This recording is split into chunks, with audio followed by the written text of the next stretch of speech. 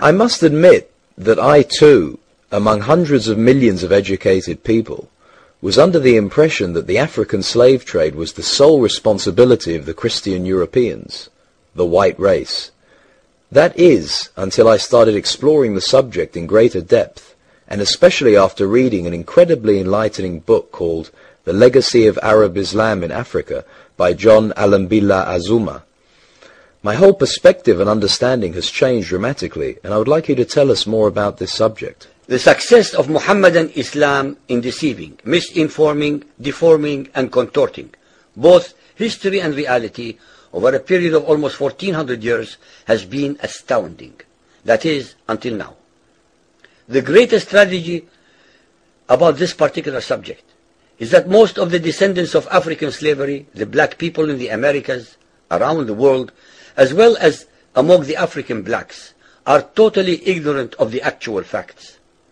Before we lose the concentration of our listeners, I would like to make the following statement and then prove it.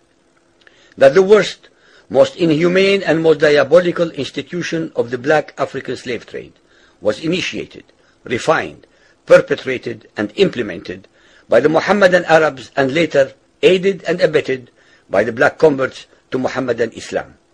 I predict that, as usual, the two subcultures, those of denial of facts and of political correctness, will attack us without once disproving a single statement and or conclusion that we make. Slavery was not created by the white races, because it has existed throughout human history and practiced by every tribe, culture, civilization, racial group, and religion. In fact, the very word slavery has its root in the name Slav, based upon the Slavic peoples of Europe. It is not common knowledge that the Arabic word abd is synonymous with the meaning of slave. For example, Abdullah means literally the slave of Allah, and that in the language of the Arabs, all black peoples are called abid, plural, for slaves.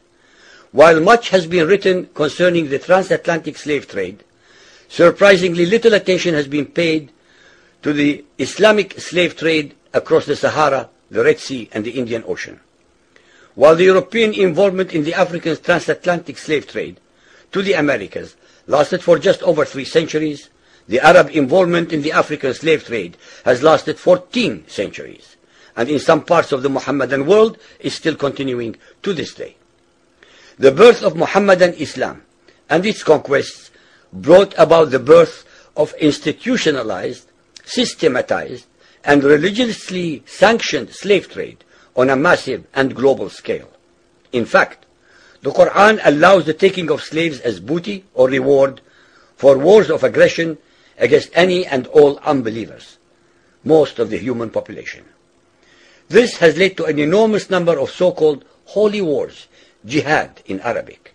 There was and is absolutely nothing holy about these wars, which are primarily to plunder, slaughter, rape, subjugate and rob other human beings of their wealth, produce, freedom and dignity.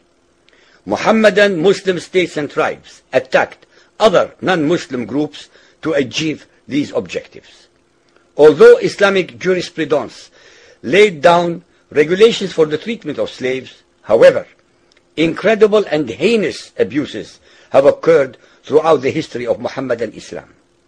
By the Middle Ages, the Arabic word abd was in general used to denote a black slave, while the word mamluk referred to a white slave.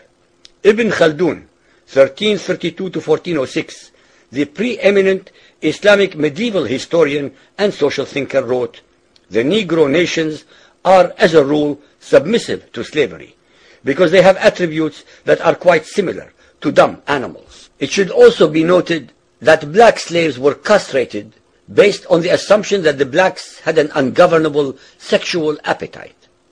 When the Fatimid Caliphate came to power in Egypt, they slaughtered all the tens of thousands of black military slaves and raised an entirely new slave army. Some of these slaves were conscripted into the army at age 10.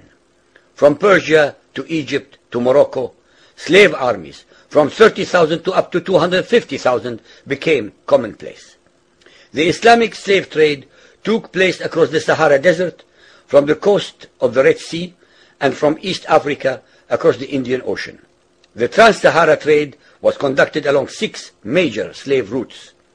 Just in the 19th century, for which we have more accurate records, 1.2 million slaves were brought across the Sahara into the Middle East, as well as a further 450,000 down the Red Sea and 442,000 from the East African coastal ports.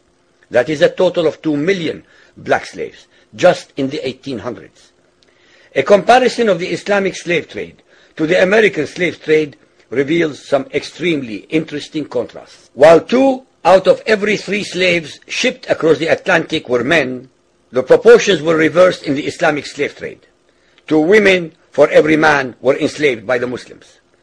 While almost all the slaves shipped across the Atlantic were for agricultural work, most of the slaves destined for the Muslim Middle East were for sexual exploitation as concubines, in harems, and for military service.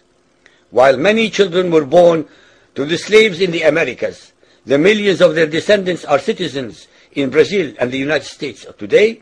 Very few descendants of the slaves that ended up in the Middle East survived. While most slaves who went to the Americas could marry and have families, most of the male slaves destined for the Middle East were castrated, and most of the children born to the women were killed at birth. What is obscene about this whole subject is the Muhammadan, Muslim, and Arab culture of denial regarding their complicity in the African slave trade, as well as the ignorance of black Muslims about the reality of their past and present conditions. The statistics and reports above are based upon the logbooks kept at the African slave ports, ship logs, travelers' reports, eyewitness accounts, etc. Ladies and gentlemen, the facts and reality of Muhammadan Islam's complicity in the slave trade and their inhuman depravity are infinitely more devastating, more staggering, and more incomprehensible than all the nightmare fictions in the world.